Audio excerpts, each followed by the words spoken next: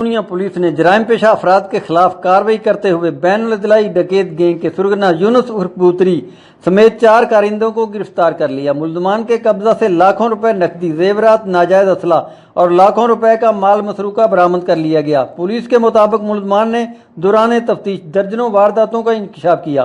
Press conference करते हुए DSP Chunian Khalid Aslam का कहना था, सिटी चूनिया पुलिस ने बड़ी अच्छी कारकर्दगी का मुजाहरा किया और उन्होंने एक 4 रुकनी गैंग गिरफ्तार किया है, जिसके अंदर 10 मुकदमा टिकेटी और राजधानी के उन्होंने बरामद किए हैं। इसके अंदर 16.5 लाख रुपए नकद और 8 मवेशी हैं, 1 रिक्शा है और कुछ जेवरात ये बरामद किए हैं। यहाँ पे पहले काफ़ी देर से वारदातें हो रही थी। मुल्ज़मान मुख्तलिफ अदला में टीमें तश्कील देकर वारदातें करते थे। डीएसपी चूनिया ने बताया कि ये गैंग इंतहाई खतरनाक इश्तिहारी मुल्ज़मान पर मुश्तमिल है, जो पुलिस को मुख्तलिफ वारदातों में मतलूब थे।